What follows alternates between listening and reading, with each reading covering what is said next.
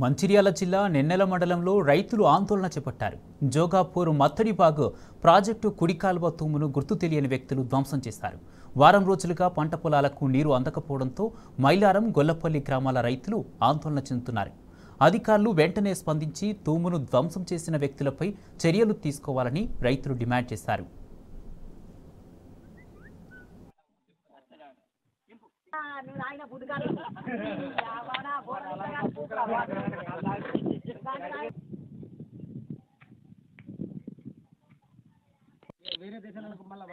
మాది గొల్లపల్లి గ్రామ పంచాయతీ. నా పేరు ఇందూరు రమేష్. మనం ఏకంగా 10 ఎకరాల పొలం నాటు వేసినాము. 4 రోజుల క్రితం మన జోపురం గ్రామస్తులకు 4 వచ్చి ఈ తూమును ధ్వంసం చేసి నీళ్లు రాకుండా చేసిండ్రు. దానివల్ల నీళ్లు రావట్లేదు, పొలాలు ఎండిపోతున్నాయి.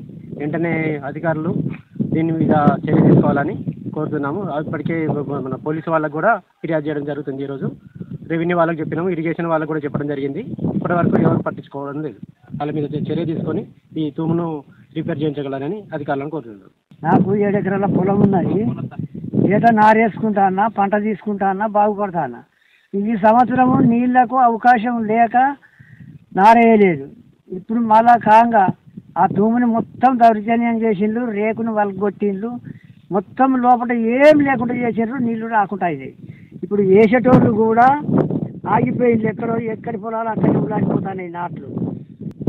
4 గ్రామాలకు చెందిన ఒక ప్రాజెక్టు నీళ్లు మాకు కూడా ప్రాజెక్టు కింద పొలం ఉన్నది. పొలం వేసుకి పెట్టుకున్నాం.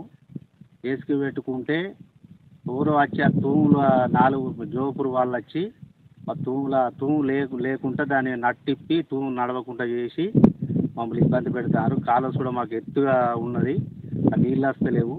కాలువను కూడా శుద్ధి చేద్దామంటే ఇప్పుడు 10 ఏళ్ళే మేము కష్టపడ్డా కానీ ఆ పని అయితే లేదు. ఇక ఇప్పుడు మాత్రం ఈ తూము చేయబట్టి మాకు ఇబ్బందిగా బాగున్నది. పొలాలందరూ నాట్లు వేసుకుంటున్నాము. ఇప్పుడు ఈ నీళ్ళు రాకపోతే ఇబ్బందిగా బాగున్నది.